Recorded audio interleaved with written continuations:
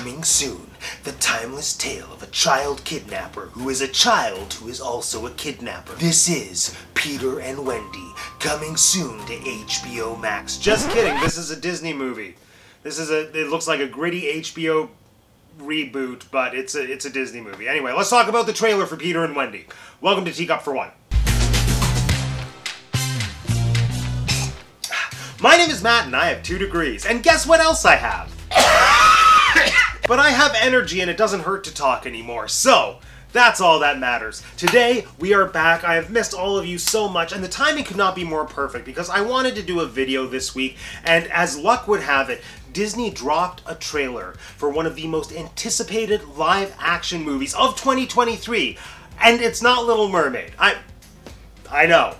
Can we just take a moment, though, to talk about The Little Mermaid and the lack of Little Mermaid trailer? There was all this hype, all this build-up saying that we were going to get a new trailer during the Super Bowl. That didn't happen, so I watched football for absolutely no reason. Just kidding, I would never watch football. But I was, like, looking on the internet for absolutely no reason, and then a teaser came like a day or 2 later, and it was fine, but you know what? I have a theory. I have a conspiracy theory here. I think the reason we haven't seen anything, or like hardly anything from the new Little Mermaid live-action movie, is because of Ursula. Now, hear me out. I have this theory that they are working overtime to make Ursula more purple. Just hear me out. There have been some leaked images of both a Funko Pop of Melissa McCarthy Ursula, as well as screen grabs of a leaked full-length trailer also showing Melissa McCarthy Ursula. And in both of them, she's like ghostly pale with just a slight purple hue to her skin. I feel like some test audiences or some Disney execs saw that and said hashtag not my Ursula, because if the live action Little Mermaid movie has taught us anything, it's that everybody is a marine biologist when it comes to fictional sea creature skin colors. Anyway, my theory is that they're keeping Ursula so under wraps right now because they're making her more purple. Maybe I'm wrong. Who knows? What was? Oh yeah, the Peter Pan trailer's out. The Peter Pan trailer's out. So, yeah, there's a new Peter Pan movie coming from Disney. And I knew that this was in the works. Like I said, I just forgot. But then out of nowhere today, they gave us a trailer. So we are going to do another classic Teacup for One trailer review and analysis. We're going to watch the trailer together. I'm going to pick it apart. You're going to like it. Let's go. Tell me. How did you come to Neverland? Okay, first thing we have to pause, solid opening shots. That is a beautiful landscape. And yes, it is Neverland in the world of the movie, but you know where it is in real life? Newfoundland. Welcome to the rock if you come from away. Newfoundland has to be one of the most visually stunning places I've ever been in my life. So when I heard that they picked Newfoundland to be their Neverland, I was so excited. It felt like an unconventional choice, but at the same time a perfect choice, and these opening shots are just proving it. I just have this thing when it comes to fantasy films, which I've said before, like I hate CGI. I hate over CGI. I think it takes away the magic. If you can give me a real life, beautiful landscape and have that as the backdrop to some kind of fantastic fantasy adventure film, you've won me over. And I love that they didn't embellish it in any way to make it look more Disney, more pastel, brighter colors, because you don't need that. Just the natural beauty. Oh, solid move. Let's watch more. Michael! John! Okay, this is our first look at Wendy. I think it's interesting that they're choosing to open with Wendy over Peter Pan, and I actually love that because the vibe that I'm getting, not only from just how this trailer is structured, but everything else we're going to see throughout the entire trailer, is that it feels like this is a much more Wendy-centric movie, a Wendy-focused movie, and I love that. It's very evident that we are not being given the animated Disney Wendy here, because first of all, she's a real-life human and not a cartoon. Secondly, there's just this gritty, visceral nature to her. This is not somebody who's blinded by the awe of Wonderland. This is a girl who found herself washed up on a beach without her brother. She's like, are the brothers dead? I don't know. And also, all the fairy dust is out of my hands. So yeah, this is the first little inkling that's making me think that this entire movie is Disney's attempt at giving us an HBO-style gritty reboot of Peter Pan. Well, let's watch more. Are you... Los Boys. Every last one of us. But you're not all boys. So? Okay, so I have very mixed feelings on this whole Lost Boys encounter. Now, first of all, I'm just going to get this out of the way.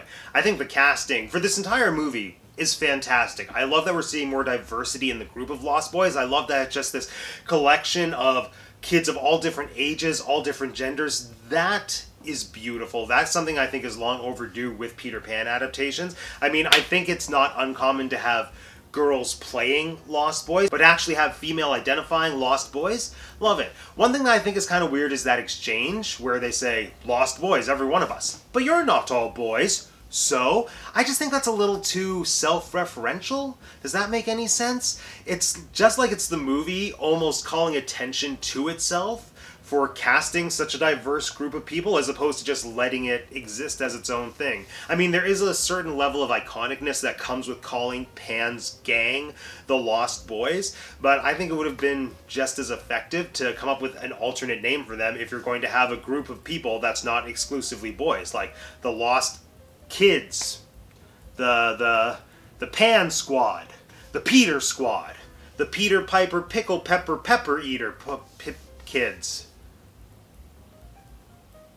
Okay, it's harder to come up with an alternate name than I thought it would be, so maybe it's better that they just went with Lost Boys. I don't know, whatever. Another thing I want to talk about is their costumes. One of the first Lost Boys that we see is in this amazing, like, full-out leaf camouflage style outfit. I thought maybe they were going with a full-out foliage look for all the Lost Boys, which would be so much fun. Because when I think of the Lost Boys, especially Disney's versions of the Lost Boys, I always think of kids in animal pelts. Like, you got the Lost Boy that's a skunk, you got the Lost Boy that's a raccoon. I thought, what a cool choice it would be if instead of animals, they're all, like, dressed like trees. But it's really only that one kid that's dressed like a tree. And there's another kid that has like a tree bark mask, and another kid that has a cool little hat, and the rest of them are just in tattered Edwardian / Victorian era clothing. I don't know my British monarch eras, but I'm pretty sure it's one of those. Anyway, observation. I want them all to be dressed like trees. Let's watch on. What is this place? It's home. Peter found it. Just like he found all of us. It's like he found me. Okay. Can we just take a moment to break down everything that we just saw there? There's a lot going on in those few seconds. First of all, I'm very curious about what's going on with Pan's lair. Traditionally, Peter Pan's lair and like his hangout area with the Lost Boys is usually underground. It's like an area that's implied, or if not outright stated, that Peter and the Lost Boys built for themselves to like hide from and defend themselves from the pirates. This looks like an abandoned building that's completely overgrown by nature and reclaimed by nature, and then in turn reclaimed by the Lost Boys. So that to me is an interesting choice because first of all, it's more out in the open. It's not hidden away, so I feel like it would be easier for the pirates to attack them. So therefore, I don't think the Lost Boys are making as much of an effort to hide. It makes me question why. Do they not need to hide from the pirates as much as they did in the animated version? Who knows? It also calls to question, like, what was this building before the Lost Boys took it over? Is there some kind of cool backstory to unpack there? I'll be fascinated to see if these questions are addressed, or if it was just a cool production design choice that they went with that doesn't serve the story. But the other thing I want to draw attention to is that little dialogue exchange. What is this place? It's home. Peter found it, just like he found all of us. Just like he found me. There's something, is it just me? There's something a little weird about that exchange. He found all of the kids just like he found Wendy and her brothers, and then immediately after that we cut to a shot of Peter in the Darling nursery. Now, something about that feels a little bit more malicious to me than the traditional Peter Pan story. Because in the traditional Peter Pan story, of course, yes, Peter does find the Lost Boys. The whole idea is that they're the children who are lost out of their carriages after they're born. He finds them, he takes them to Neverland. That's all well and good. But, like, that's not the case with Wendy, John, and Michael. He didn't, like, find them just rolling out of their carriage on the streets of London. He went into their house. He went in to the safety of their home, and he found them there. So I don't know, something about the choice of wording there is a little questionable, and it adds a little bit of edge to this whole relationship between Peter and the Darling family. Like, yeah, he didn't just find them. He looked for them. And then he took them. And that's the impression that I get. Let's watch on. It's like he found me. Peter Pan? Were you expecting someone else?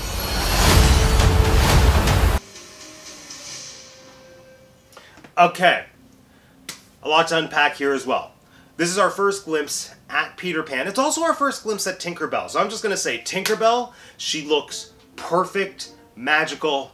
Love the casting. Love everything about her. Same with Peter. I know I only said one line, but he has this kind of cheeky, arrogant quality to him that's very reminiscent of Bobby Driscoll's performance in the original Disney film.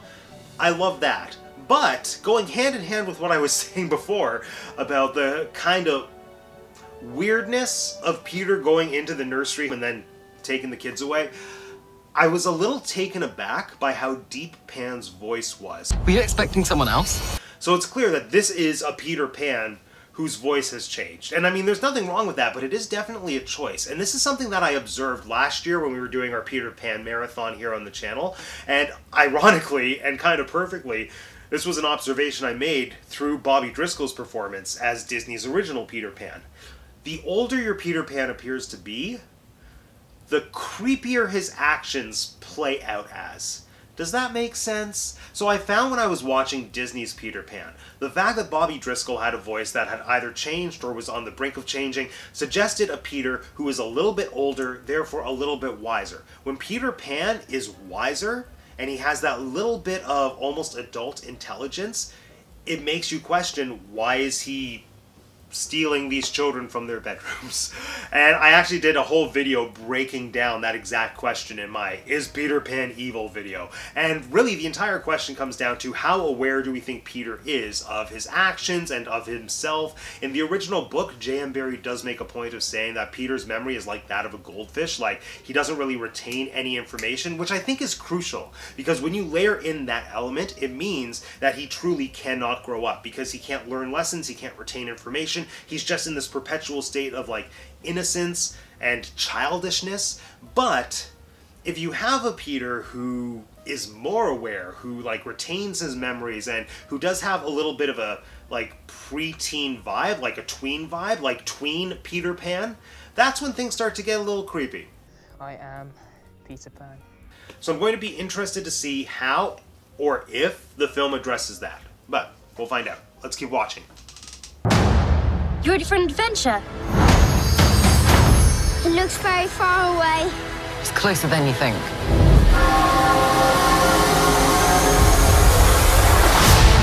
Ooh, okay. I love this shot.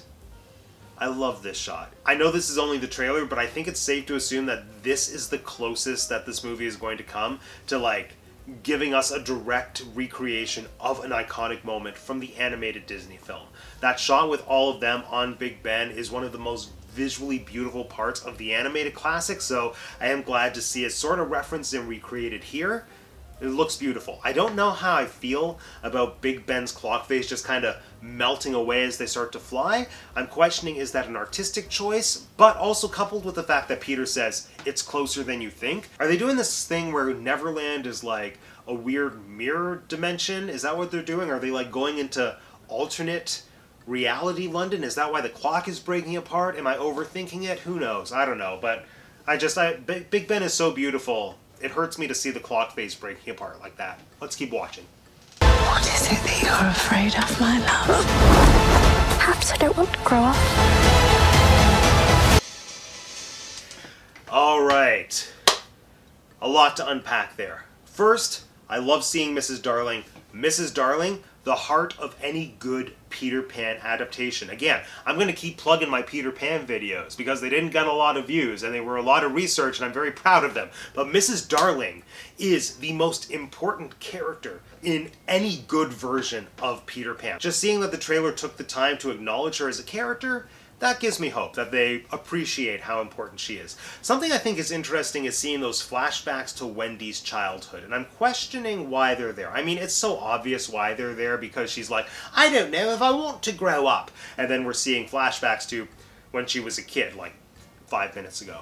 And I think it's an interesting choice that they're giving us this sentimental moment of Wendy's history and not Peter's. Visually, looking at these Wendy flashbacks, they look the way I would expect the Peter flashbacks to look, but it's not Peter's backstory. It's Wendy's backstory. And she's talking about how maybe she doesn't want to grow up, but like what they're showing us of her childhood, it doesn't look that great.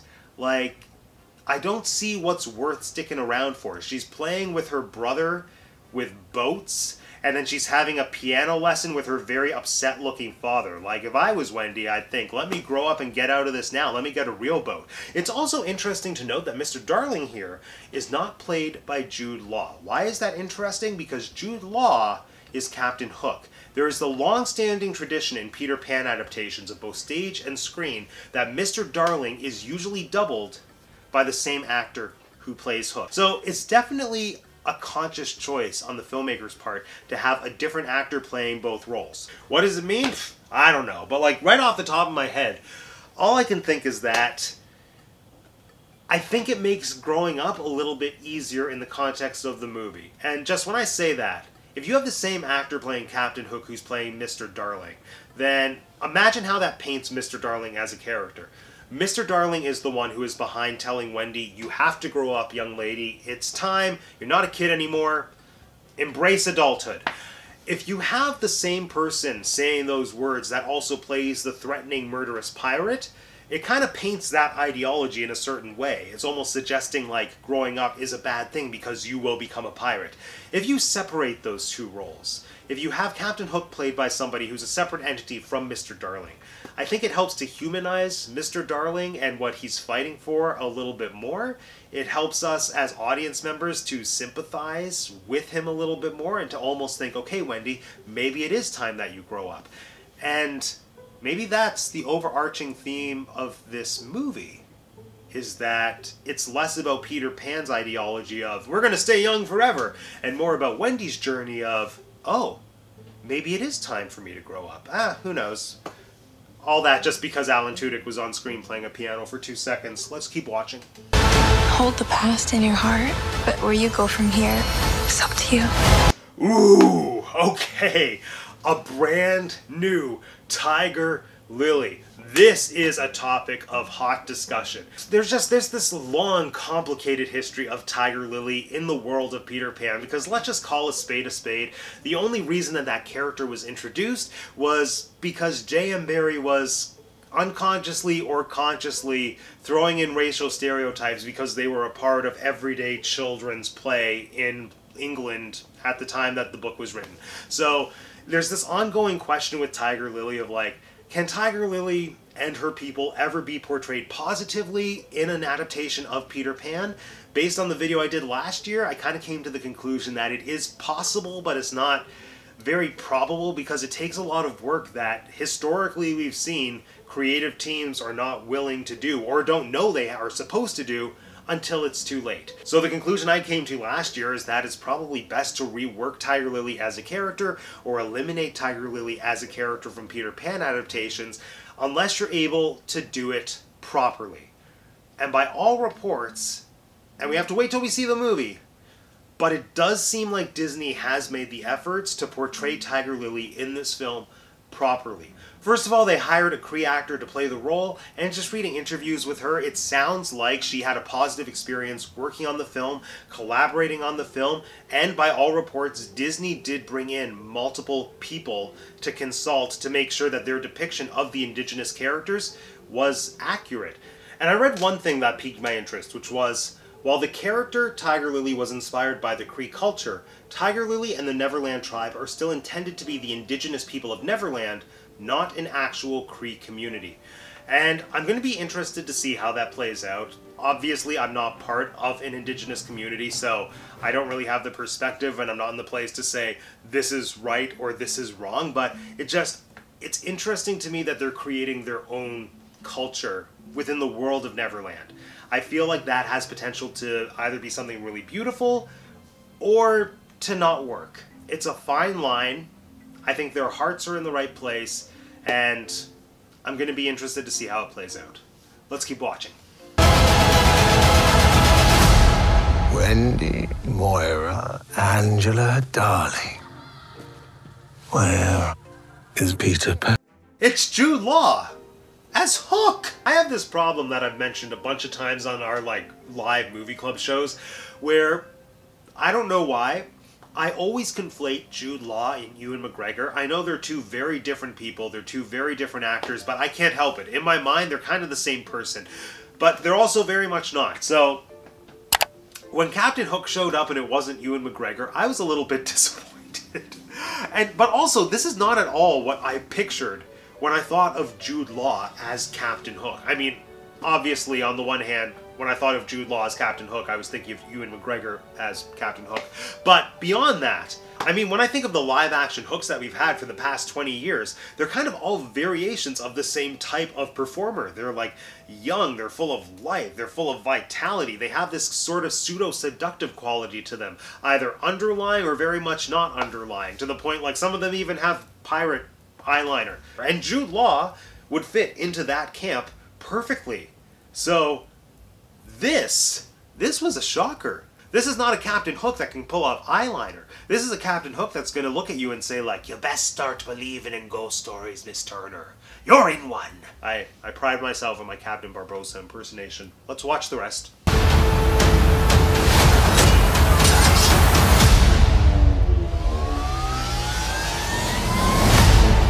Oh, okay, so that's basically it. That's the trailer. We're treated at the end to a couple slow-mo style action shots, which, is it me? They feel very like early 2000s, like very Matrixy, just between the music and the slow motion, like, I'm flying and jumping onto the boat. It feels kind of Matrixy.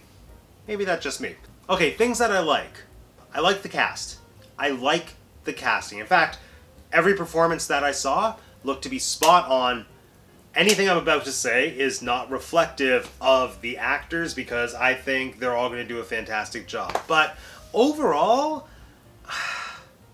I feel like something's missing from this movie. And maybe that's Peter Pan. For a Peter Pan movie, this trailer has a surprising lack of Peter Pan.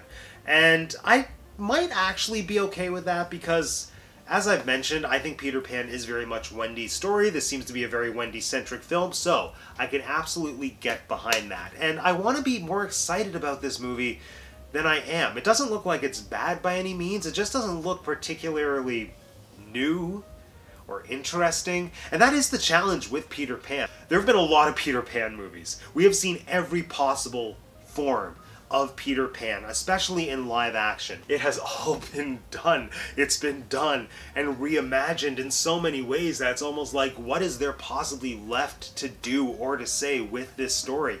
And I think Disney is in a tricky place because they gave the world the most iconic and memorable Peter Pan film, like their animated classic.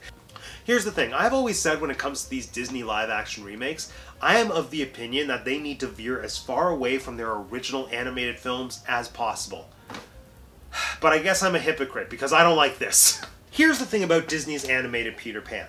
Yes, it has a lot of problems. It is a very problematic film in some ways, but coexisting alongside the problematic elements is a lot of wonder and a lot of magic. That's not just representative of this film, but has kind of become a hallmark of the Walt Disney Company as a whole. I mean, even today, if you go to Magic Kingdom or Disneyland, you're going to be in line the longest to ride the Peter Pan ride. Because just at its core, the Disney animated Peter Pan movie is the heart of what we want from the Walt Disney Company. You know, it's magic, it's wonder, it's childhood, it's nostalgia. And I'm missing all of those elements from this trailer of Disney's new Peter Pan movie. Yes, I'm getting adventure, but I'm not getting any wonder, I'm not getting any magic, I'm not getting any sense of a relationship between Wendy and Peter Pan. Can we just talk about that for a minute? Peter Pan is a coming-of-age story about a girl who thinks she doesn't want to grow up until she realizes that she's falling in love. But then the tragedy of it is the fact that she realizes she is falling in love with the one person who is never going to grow up, who is never going to reciprocate the feeling. And that is a beautiful and a tragic story, and like, it is the heart of what makes Peter Pan such a good narrative. You know, Peter and Wendy, they're the heart of the story. And the movie is called Peter Pan and Wendy, and I'm really getting nothing from Peter Pan and Wendy, at least in this trailer. And it's not just that I'm missing the love between Peter and Wendy, I think I'm just missing love in general.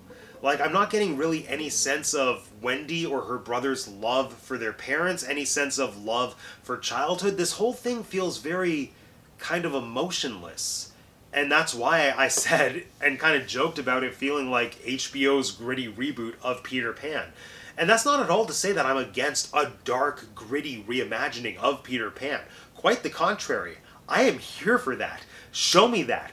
Give me the evil Peter Pan movie, because I think that would be fascinating. We saw a little bit of that with Disney/ABC's Once Upon a Time. Is there a chance that Disney is going to go down that route and fully commit to it for this film? I would love to see it, but let's be honest. Absolutely not. So instead, what I think we're going to get is a very basic retelling of the Peter Pan story with this dark, gritty aesthetic and mentality that just kind of seems to be trending right now with all things fantasy related. And I think it'll be fine. I just don't think it'll be as good or as interesting as it could be. As it could be if you went fully in the direction of, like, let's explore evil Peter Pan, or if you went in the other direction of pure sentimentality. I don't know. I've been thinking a lot about what Disney could have possibly done to have made an interesting live-action Peter Pan film, because, like, we all knew that this was coming. Honestly, I think it would have been amazing if they had just done a straight adaptation of Peter and the Starcatcher. Peter and the Starcatcher is this incredible play, which, get this, Disney owns the rights to it. Like, Disney can make the Peter and the Starcatcher movie if they want to, but they made this instead. Anyway, Peter and the Starcatcher is this amazing play, which in and of itself is adapted from a novel, or maybe even a series of novels, called Peter and the Starcatchers. And it's a prequel, or an origin story, if you will, of Peter, the pirates, and Neverland. Like, I don't really want to give anything away, because I highly recommend see the play if you ever have the opportunity to. Read the books, because I'm assuming they're just as magical as the play, but it's just this beautiful reimagining of the Peter Pan story. It layers in things that are familiar while reimagining them to give you a totally new perspective on how some of the characters that we know and love came into being. So, I don't know, just knowing that Disney has the rights to Peter and the Starcatchers, and they could have given us a Peter and the Starcatchers movie, and instead we're getting, like, gritty HBO reboot of Peter Pan, just kind of disappointed. And I'm hoping I'm wrong. You know, I am so badly hoping that this ends up being an absolutely beautiful movie, because the Peter Pan story is very near and dear to my heart. There is so much depth and so much darkness to the original tale, and I think it's a delicate balance when you're doing a new Peter Pan story.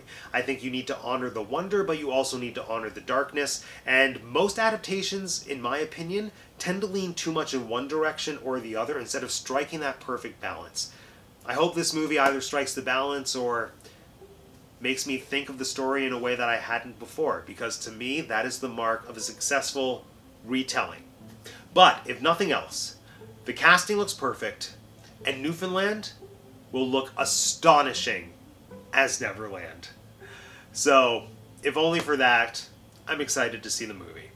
And for now, friends, this concludes yet another episode of Teacup 41. Now let me know in the comment section down below, what do you think of the brand new trailer for Peter Pan and Wendy? And also let me know, what live-action Disney film are you looking most forward to this year? This one or Little Mermaid? Hint, the right answer is The Little Mermaid. If you want to be the first to know when I release more videos talking about Disney trailers, Shakespeare, cats, sometimes Funko Pops, make sure you subscribe to the channel if you haven't subscribed already. And if you haven't subscribed already, it is so easy. All you have to do is click on my face. Thanks for joining me again today, everyone. My name is Matt, and I have 2 degrees, and this has been the Teacup for 1. Go away.